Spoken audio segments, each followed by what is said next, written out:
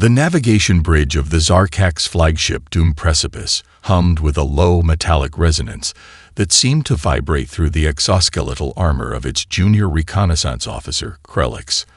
Unlike most of his species who were genetically engineered for rigid conformity, Krelix possessed an uncommon trait among the Zarkaks: curiosity. His mottled gray skin shifted subtly with his internal emotions, a micro-expression that would have been invisible to most species but was considered dangerously vulnerable among his people. The holographic display before him showed the preliminary scans of a seemingly insignificant blue-green planet designated as Earth in its local communication networks. Preliminary assessment complete, droned the ship's central eye, its voice a monotonous cascade of computational precision. Technological development: Class D primitive weapons systems, fractured global governance, estimated conquest time, 72 standard cycles. Krelix's manipulation tendrils, appendages that served both as sensory input and communication interfaces, twitched slightly. Something about these scans didn't align with his instincts. The data suggested weakness, but there was an underlying complexity that the standard assessment algorithms seemed to miss. He zoomed into multiple global communication networks, a violation of standard reconnaissance protocols, but something he'd gotten away with before. Humans, it seemed, were remarkably diverse. Their information networks were chaotic, unpredictable, a stark contrast to the meticulously controlled information streams of the Zarkak's Imperium. Images flickered across the display. A woman in a laboratory developing a new medical treatment, engineers designing massive infrastructure projects, children in classrooms learning complex mathematical concepts, athletes pushing the boundaries of human physical potential. Each image was a fragment of a larger, more intricate puzzle. Recommend standard conquest protocol. The ship's AI repeated, its computational logic finding no reason to deviate from established procedures. Krelix made a decision that would alter the course of galactic history. Instead of the standard intimidation transmission, a brutal compilation of planetary destructions meant to crush resistance, he would craft something different. In the communication center, he began assembling a transmission that would serve as humanity's first true encounter with the broader galactic civilization. The standard protocol was to demonstrate overwhelming force, to show conquered species the futility of resistance. But Krelix wanted to understand first. Meanwhile, thousands of miles below on Earth, in a nondescript military research facility outside of Colorado Springs, Major Jack Harper reviewed the latest global threat assessments. A veteran of multiple international conflict resolution missions, Harper had developed an uncanny ability to read between the lines of intelligence reports. The facility itself was a masterpiece of misdirection. From the outside, it looked like a standard government research center. Inside, it was a nexus of humanity's most advanced strategic thinking. Quantum computing clusters hummed beside holographic simulation rooms. Experts from every conceivable discipline worked in synchronized teams, their collaborative energy a testament to human adaptability. When the first quantum sensors detected the incoming alien transmission, the facility transformed. It wasn't panic or fear that filled the rooms. It was a kind of collective, electric excitement. This was first contact. This was the moment humanity would define its place in a larger cosmic context. Major Harper watched the transmission's initial decryption with a predatory smile. Most military strategists would see an alien communication as a threat. He saw an opportunity. Run it through the xenolinguistic and psychological analysis protocols. He instructed Dr. Elena Reyes, the facility's lead xenocommunication expert. Her fingers danced across holographic interfaces, layers of translation and contextual analysis revealing themselves in real time. The Zarkak's transmission was unlike anything they had anticipated. It wasn't just a demand for surrender. It was a complex psychological weapon designed to induce species-wide despair. Graphic imagery of planetary destructions, technological superiorities, and absolute conquest filled the communication. What the Zarkaks didn't understand was how humans processed information. Where another species might see hopelessness, humans saw a challenge. Where an alien civilization might recognize defeat, humans saw an invitation to innovate. Major Harper's smile grew wider. "Prepare global communication," he said quietly. "It's time to show them who they're dealing with." The global communication networks erupted simultaneously across every continent. Within minutes of the Zarkak's transmission, billions of humans transitioned from their daily routines into a state of focused, collective action that would have seemed impossible just hours before.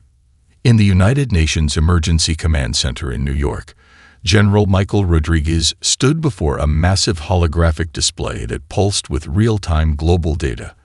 Unlike traditional military leaders, Rodriguez represented a new breed of strategic thinkers, a fourth-generation military commander with doctorates in both cinesociology and adaptive systems theory. "This is not a moment of fear," Rodriguez announced to the assembled international leadership. "This is an opportunity."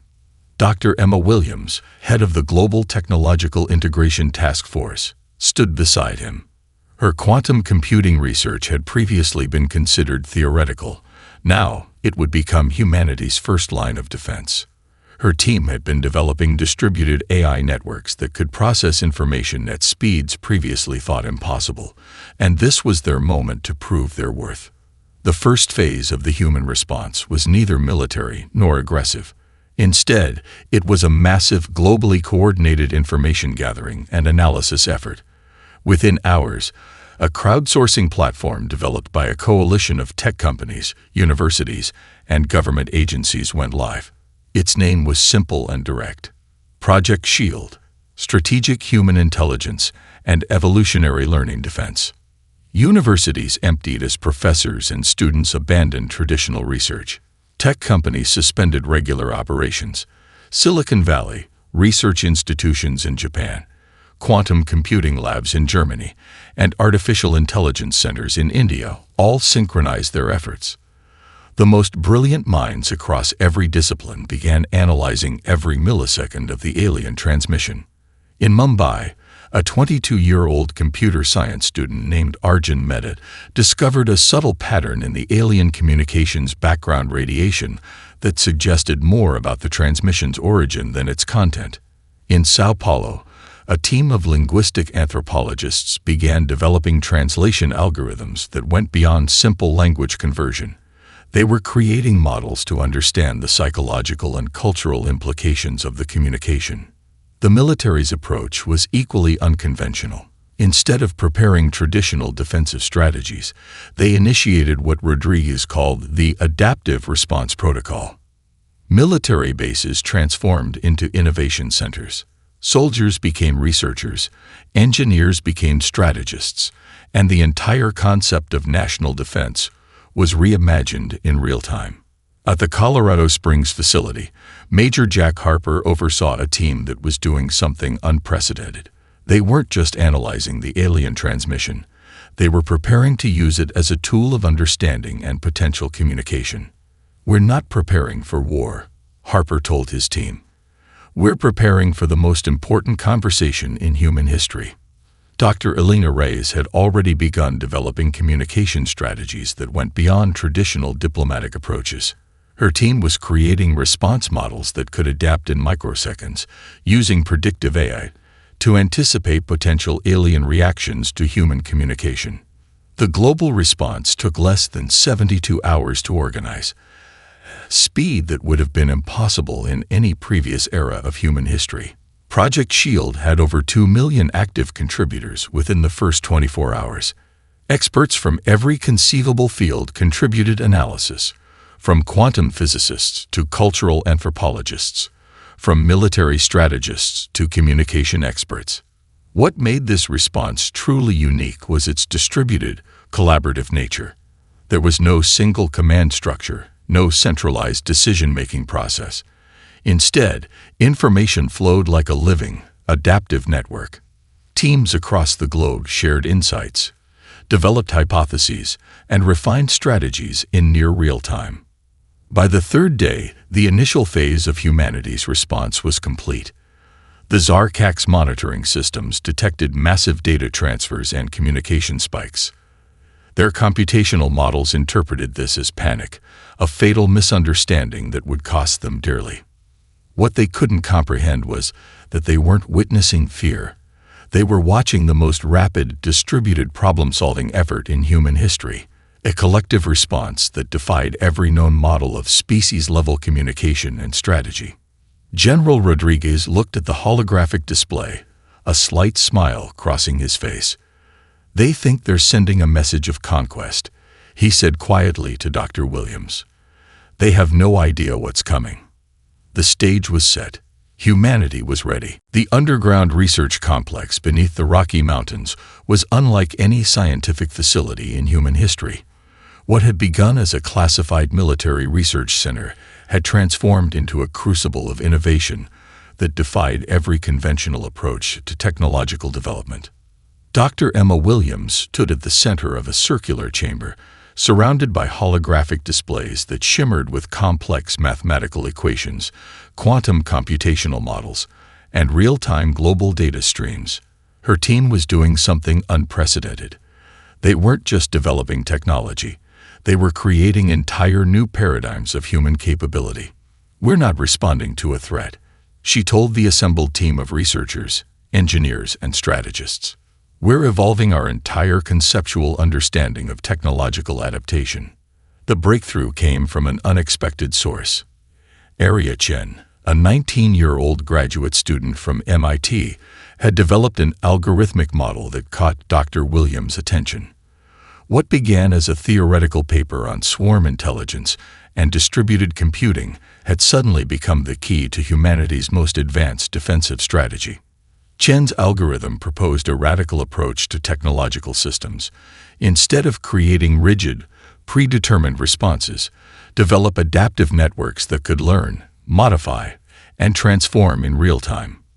The military strategists initially dismissed it as academic theory. Dr. Williams saw something else entirely.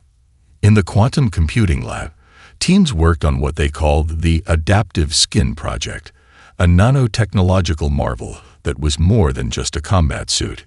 Each suit was a living, learning system that could dynamically change molecular structure to adapt to different environmental conditions, heal itself using advanced nanobotic repair mechanisms, create localized energy fields for protection, communicate with other suits to create synchronized defensive networks. Major Jack Harper stood watching a demonstration where a prototype suit reconstructed itself after being subjected to multiple simulated weapon attacks. The suit didn't just repair, it learned from each attack, developing new defensive strategies in milliseconds. "This isn't just technology," Harper muttered. "This is evolution in real time." Across the globe, research facilities that would have previously competed were now working in unprecedented collaboration. A breakthrough in a quantum physics lab in Tokyo would be integrated into a nanotechnology project in Berlin within hours. The traditional boundaries of scientific disciplines had dissolved. The most revolutionary development came from an unexpected collaboration between Dr. Williams' team and a group of video game designers. They realized that complex combat simulation algorithms developed for multiplayer games could be adapted for military strategic planning. What game designers had created as entertainment became a tool for understanding complex, adaptive conflict scenarios. In the neural network warfare simulation room, massive holographic displays showed millions of potential combat scenarios playing out simultaneously. Unlike traditional military simulations that followed predetermined strategies, these were living, breathing models that could adapt and learn from each interaction. Arya Chen's original algorithm became the core of what the team called the Distributed Intelligence Network, DN. It wasn't just a computer system, it was a collective intelligence that could process information, make decisions, and adapt faster than any centralized command structure. The Zarkax monitoring systems, designed to detect technological development, completely missed the true nature of humanity's preparation. Their computational models were looking for traditional technological progression, massive weapons development, centralized research facilities, linear technological growth. Instead, they were witnessing something entirely different. Humanity wasn't just developing technology. They were reimagining the very concept of technological development. Dr. Williams gathered her team for a final briefing. The energy in the room was electric, not of fear or preparation for war, but of pure, unbridled scientific excitement. "We're not just preparing a defense," she told them. "We're demonstrating a fundamental truth about our species. Adaptation isn't just something we do. It's who we are." As the first phase of technological development concluded, humanity had transformed from a seemingly primitive species into something far more dangerous, an entire civilization that could fundamentally reimagine its own capabilities in real time. The Zarkax had no idea what was coming. The Zarkax assault fleet approached Earth with a cold, calculated precision that had crushed hundreds of civilizations before. 50 warships, each the size of a small city, moved in a perfect geometric formation that spoke to centuries of refined conquest protocols. High Commander Vornak watched the holographic displays with the detached confidence of a predator certain of its victory. Preliminary bombardment sequence initiated, announced the fleet's central eye, its voice a emotionless cascade of computational precision. Estimated planetary capitulation, 4.7 standard time units. What the Zarkax didn't realize was that every millisecond of their approach was being analyzed, predicted, and prepared for by Major Jack Harper and his team of unconventional warfare specialists. In the underground command center, holographic displays showed the incoming fleet with microscopic detail. Each Zarkax ship was already mapped, its potential movement trajectories calculated across thousands of potential scenarios. The adaptive neural network developed by Area Chen was working at speeds that would have been incomprehensible mere weeks ago. Major Harper stood beside Dr. Emma Williams, their communication almost telepathic after weeks of intense preparation. "They're using a classic hierarchical attack formation," Harper observed. "Textbook approach for species they consider inferior." Dr. Williams's fingers danced across a holographic interface. "Textbook to them. Opportunity for us." The first phase of humanity's defense was nothing like traditional warfare. Instead of massive weapon deployments, the initial response was a quantum-level disruption that the Zarkax tracking systems couldn't even comprehend. Thousands of microscopic quantum entanglement devices, each smaller than a grain of sand, had been strategically positioned throughout near-Earth orbit during the preparation phase. These weren't weapons in any traditional sense. They were adaptive information processors that could manipulate spatial perception itself. As the Zarkax fleet entered the solar system, these quantum devices activated. Suddenly, the fleet's most advanced tracking systems began to report impossible data. Ships that should have been in precise formation appeared to be in multiple locations simultaneously. Targeting systems went haywire, showing enemy vessels that weren't actually there. Commander Vornak's first indication that something was wrong came when his primary tactical display began to fracture. One moment, his fleet was in perfect formation. The next, it appeared to be scattered across impossible spatial coordinates. "Computational error," reported the ship's eye, but Vornak knew this was something else entirely. The human response was a masterpiece of adaptive warfare. The first human vessels that appeared weren't traditional warships. They were more like living systems, adaptive, quantum-entangled platforms that could change their molecular structure, redirect energy, and communicate across impossible distances. Lieutenant Sarah Rodriguez, Jack Harper's second-in-command, led the first wave of engagement. Her combat suit was more advanced technology than weapon system. It read battlefield conditions in milliseconds, adapting its defensive and offensive capabilities faster than any traditional targeting system could track. "Target acquisition protocols are non-linear," she reported calmly. "We're not fighting their battle. We're creating an entirely new combat paradigm." The Zarkax lost their first 10 ships before they even understood what was happening. Each ship's destruction wasn't through traditional weapons, but through a combination of quantum disruption, adaptive energy redirection, and computational warfare that attacked the very fundamental systems the aliens relied upon. Their most advanced shield technologies became conduits for their own destruction. Targeting systems were turned into weapons that systematically dismantled their fleet's communication and coordination abilities. By the time Commander Vornak realized the true nature of the engagement, half his fleet was already neutralized. This wasn't a battle. This was a fundamental demonstration of a species that didn't just adapt to conflict. A species that could fundamentally reimagine the very concept of warfare.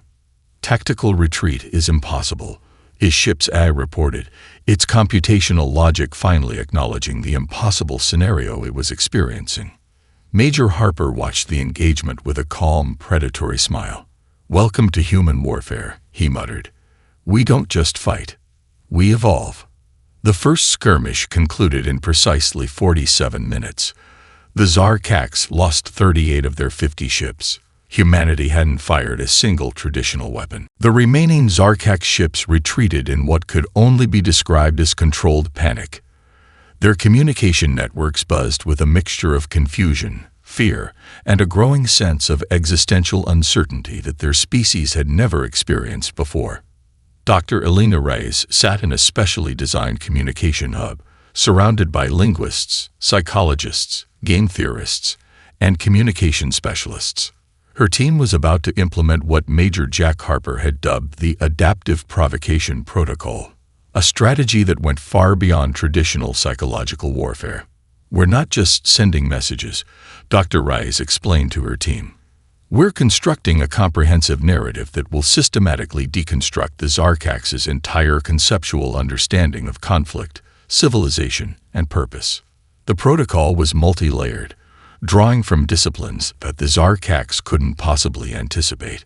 Cultural anthropologists worked alongside quantum communication experts.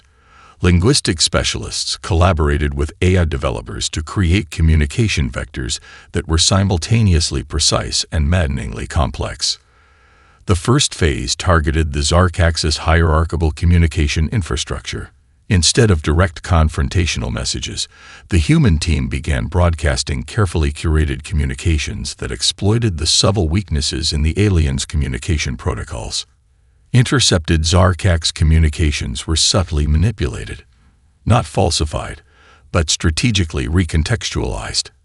A military report would be broadcast with microscopic alterations that introduced doubt. A strategic communication would have its underlying assumptions gently but fundamentally challenged.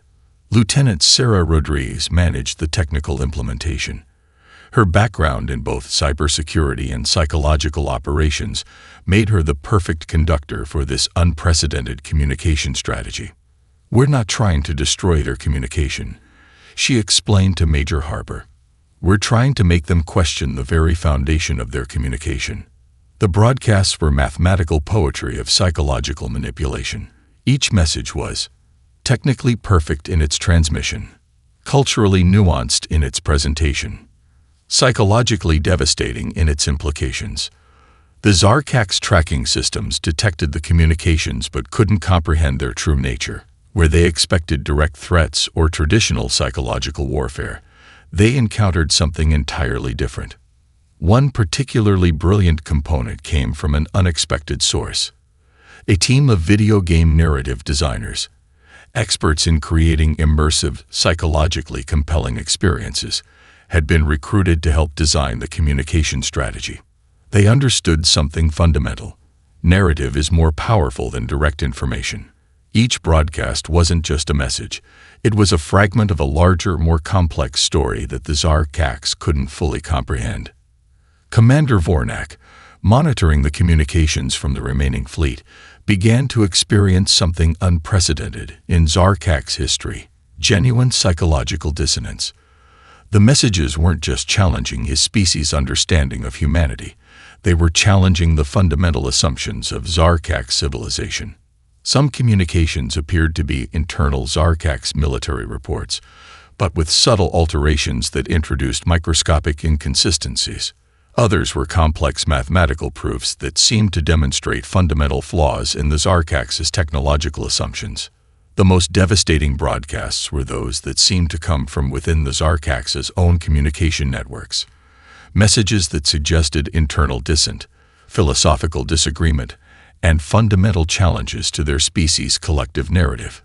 Dr. Reyes and her team were doing more than sending messages. They were constructing a comprehensive psychological attack that targeted the Zarkax's most fundamental cognitive structures. "We're not fighting a war," Dr. Reyes told her team. "We're conducting a comprehensive psychological intervention." By the protocol's third day, the remaining Zarkax fleet was experiencing something close to collective psychological breakdown. Their communication networks, once a model of efficient, hierarchical information transfer, had become a tangled mess of doubt, confusion, and existential uncertainty. Major Harper watched the developing scenario with a mixture of professional assessment and genuine fascination. "They thought they were coming to conquer," he muttered. "They have no idea what's happening to them." The adaptive provocation protocol was working perfectly. Humanity wasn't just defending itself, it was systematically dismantling an entire species' understanding of conflict, communication, and collective identity. And they were just getting started. The counter-invasion of Zarkax territory was nothing like any military campaign in galactic history. Led by a team that defied traditional military composition, the human strategy was less about territorial conquest and more about systematic deconstruction. General Michael Rodriguez assembled a team that would have been laughed out of any conventional military planning session. Alongside decorated military strategists stood Dr. Emily Chen, a game design theorist who had revolutionized complex system modeling, and Dr. Marcus Williams, an anthropological psychologist specializing in large-scale social systems. Their invasion team included quantum computing experts, cybersecurity specialists, cultural anthropologists, game theory strategists, neural network architects, distributed systems engineers. "We're not here to destroy," Rodriguez briefed the team.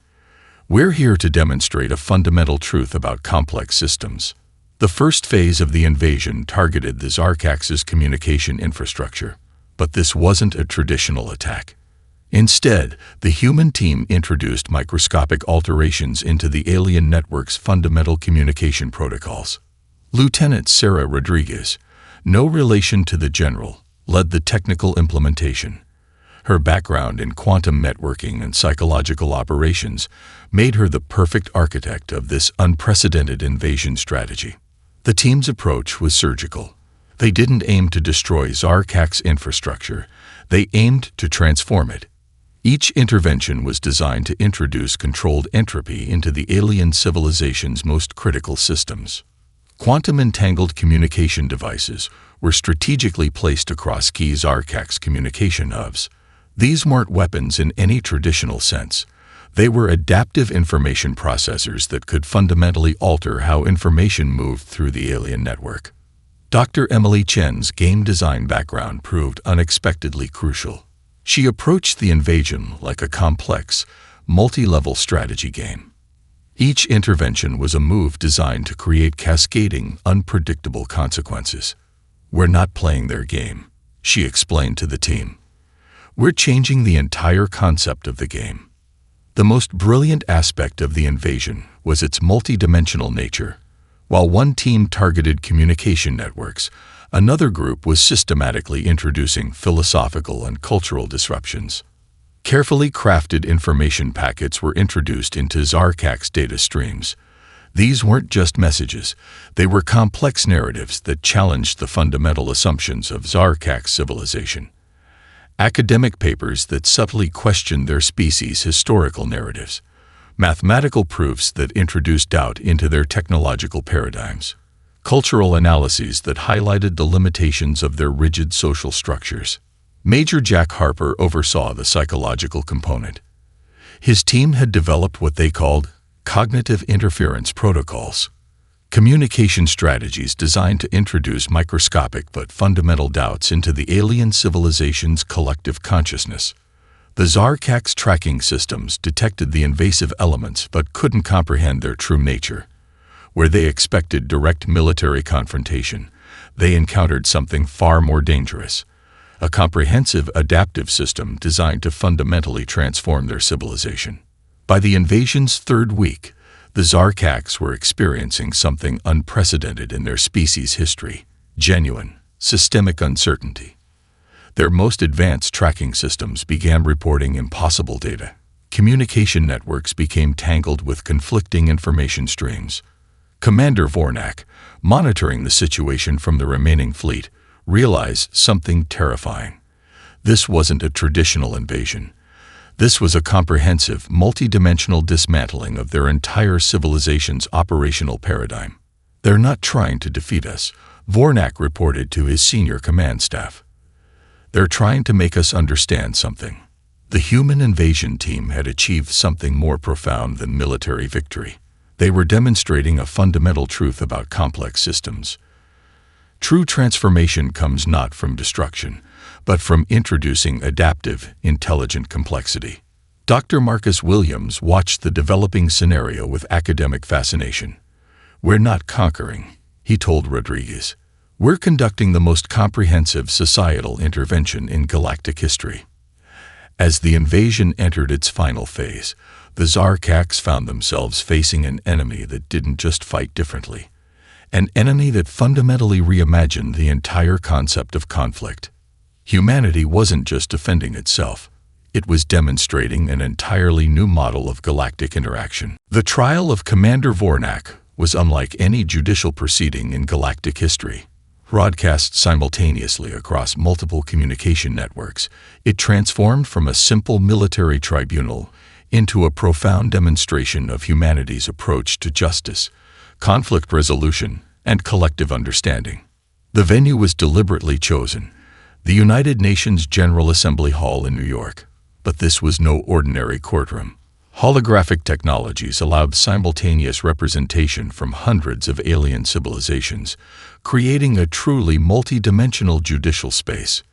Dr. Elena Reyes led the prosecution, but her approach was anything but traditional. She wasn't seeking punishment. She was seeking understanding. "This isn't a trial of an individual," she announced to the global and extraterrestrial audience. "This is an examination of systemic failure, collective behavior, and the potential for evolutionary transformation." Commander Vornak sat not in a prisoner's dock, but in a specially designed interaction zone that symbolized dialogue rather than punishment. His exoskeletal form looked diminished, not from physical restraint, but from the profound psychological impact of the preceding weeks. The prosecution's approach was revolutionary. Instead of presenting evidence to condemn, they constructed a comprehensive narrative that explored the psychological, sociological, and systemic conditions that had led the Zarkax to their pattern of planetary conquests. Dr. Marcus Williams, the anthropological psychologist, presented a groundbreaking analysis that traced the Zarkax's civilization development. His presentation wasn't an accusation but a nuanced exploration of collective trauma, evolutionary survival mechanisms, and the psychological structures that create aggressive expansionist behaviors. "We are not here to judge," Williams explained, "but to understand the conditions that create systemic violence." Major Jack Harper managed the technical aspects of the tribunal. The communication protocols were designed to be simultaneously transparent and adaptive, allowing for real-time translation, contextual interpretation, and multi-dimensional understanding. The most shocking aspect of the trial was its transparency. Every piece of evidence, every analysis, every moment of testimony was available for immediate review and cross-examination by any interested party, human or alien. Area Chen, the young computer scientist whose swarm intelligence algorithms had been crucial in the conflict, developed a real-time collaborative analysis platform. Experts and observers from across the galaxy could contribute insights, ask questions, and participate in the judicial process. Commander Vornak, initially defiant, found himself caught in a comprehensive narrative that challenged everything he understood about conflict, justice, and civilization. "Your species doesn't seek revenge," he said during his testimony, his voice a mixture of confusion and emerging respect. "You seek understanding." The trial wasn't just about the Zarkax's actions.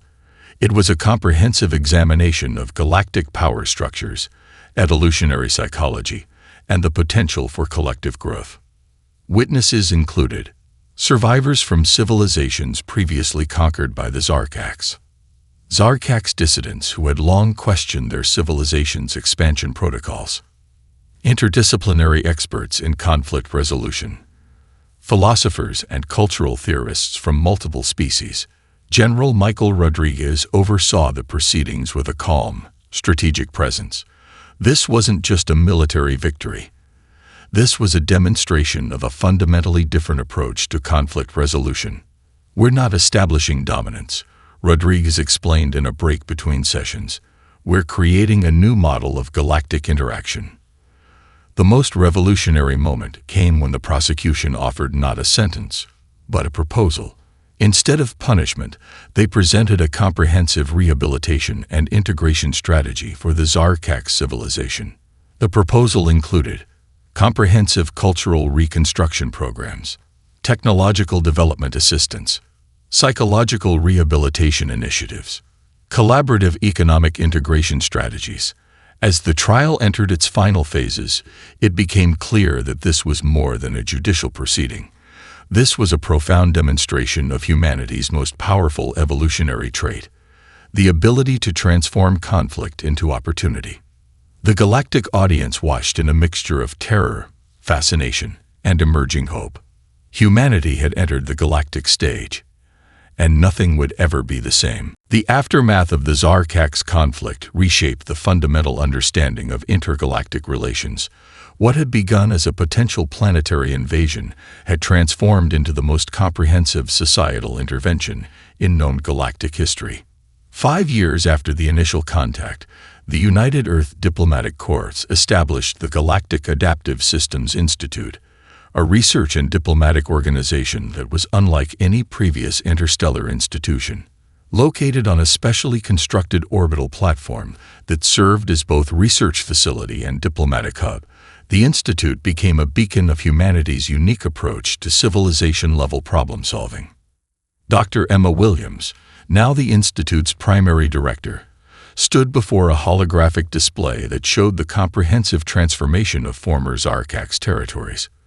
What had once been a rigid, conquest-driven civilization was now becoming something entirely new, a society learning to evolve rather than expand. Adaptation is not just a strategy, Williams frequently told visiting diplomatic delegations. It's the fundamental language of advanced civilization. The Zarkax transformation was both profound and nuanced. Under human guidance, but never human control, they began dismantling their previous hierarchical structures. Military resources were redirected into scientific research, cultural development, and interspecies collaboration.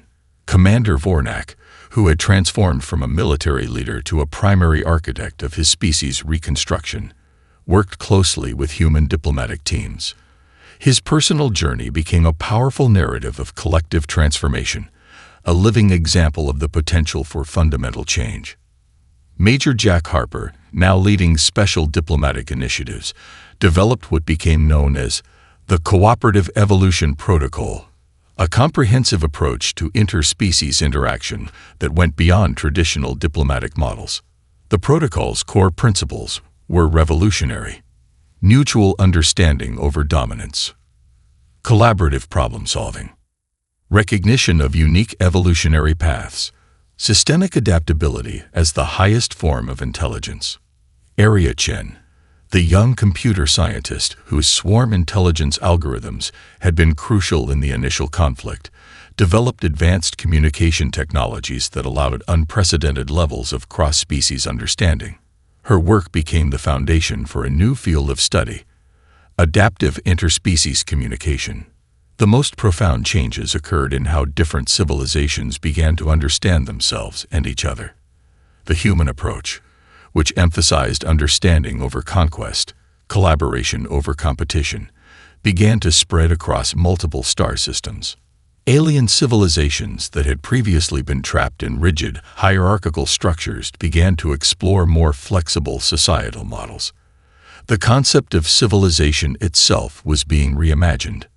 General Michael Rodriguez, addressing the First Galactic Collaborative Council, articulated humanity's fundamental philosophy. We do not seek to lead. We seek to demonstrate the potential of collective growth. The economic implications were equally transformative. Traditional resource-based economies gave way to knowledge and adaptive capacity economies. Species began to trade not in raw materials, but in innovative problem-solving approaches. Dr. Elena Rice's psychological research revealed something even more profound. The human approach wasn't just a tactical strategy. It represented a fundamental evolutionary approach that transcended traditional biological limitations. We're demonstrating that intelligence is not about technological sophistication, she explained in a groundbreaking research publication. It's about the capacity to understand, adapt, and transform. The Galactic Adaptive Systems Institute became a living laboratory of interspecies collaboration. Research teams from dozens of civilizations worked side by side, solving challenges that would have seemed impossible just a decade earlier. Technological breakthroughs emerged not from competitive research, but from collaborative exploration.